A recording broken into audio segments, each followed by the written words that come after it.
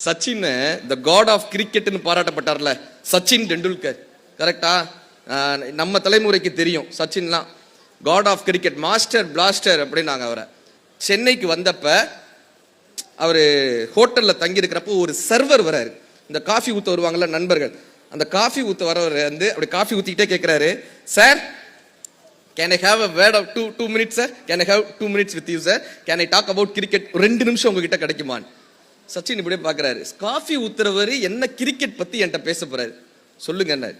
இந்த coffee ஊத்துறவர் coffee ஊற்றிக்கிட்டே சொல்றாரு, sir I think you need to change your elbow pad அப்படின்னாரு. நீங்கள் இந்த பக்கம் ஒரு எல்போ பேட் வைக்கிறீங்கல்ல இந்த கையில், அதை நீங்கள் மாற்றணும்னு நினைக்கிறேன்னு. சச்சின் மிரண்டு போனாருங்க.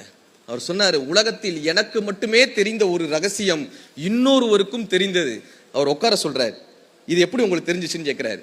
நான் உங்க மேட்சை தொடர்ந்து பார்த்துக்கிட்டே இருப்பேன், கிட்டத்தட்ட 200-300 மேட்ச் உங்க மேட்சை ரீவைண்ட் பண்ணி ஃபார்வர்ட் பண்ணி பார்ப்பேன்.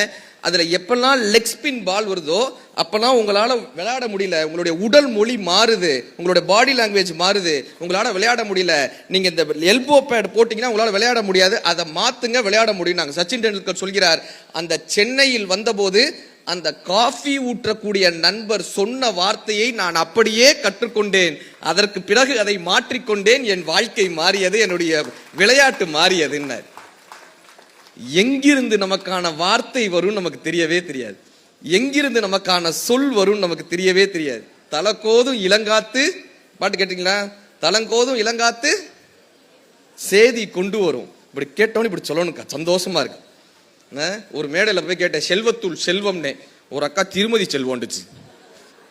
தலக்கோதும் இளங்காத்து சேதி கொண்டு வரும், மரமாகும் விதையெல்லாம் வாழ சொல்லி தரும். இந்த காத்து அடிக்குது இல்ல, இந்த தலையை கோவிட்டு போகுது இல்ல, இந்த தலையை கோவி விட்டு செல்லக்கூடிய அந்த காற்றில் ஏதோ ஒரு 2 வார்த்தைகள் வந்து காதல விழுமா.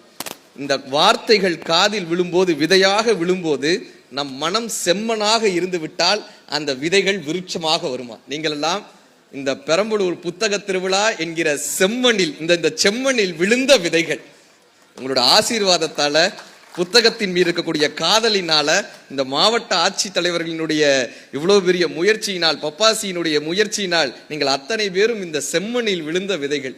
உங்களுக்குள் ஒரு வீரியத்தை கடத்திவிட மாட்டோமா என்பதுதான் இந்த நிகழ்ச்சியினுடைய பெரிய நோக்கம். எங்க ஐயா தான் ஒரு கவிதை எழுதியிருப்பாரு, கரையில் நின்று கனவு கண்டால், ஐயாவினுடைய கவிதை, கரையில் நின்று கனவு கண்டால் சிப்பி திறக்காது, நீ கடலுக்குள் மூழ்கி எழுந்திடாமல் முத்து கிடைக்காது, விடாமுயற்சியும் பயிற்சியும் இல்லாமல் வெற்றி கிடைக்காது.